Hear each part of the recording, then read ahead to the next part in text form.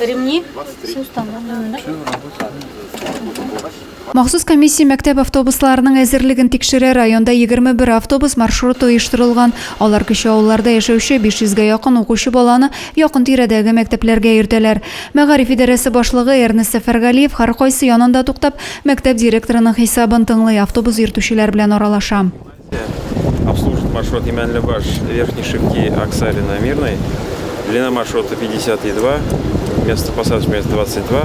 50 елга якын машина йөртү стажы булган Мәхсүм Шәйдуллин эшенә бик җаваплы карый, һәр бала аерым игътибар сорый ди. Маршрут Кармалкадан Персовка неге алып киләм инде. Возведенкага дан алып киләм 7-нче мәктәпкә инде. 2 эш белән итеп куябыз инде. Шундый маршрутлар. Балалар йөртәбез инде. Балалар йөртәбез.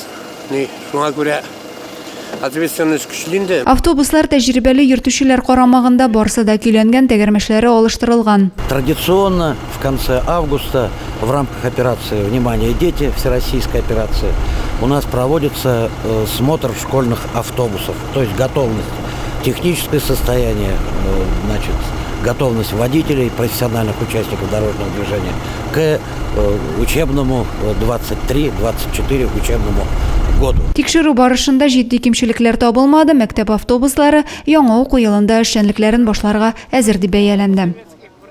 Адилә Борханова, Александр Тимофеев, Денис Ипатов, Зей хәбәрләре.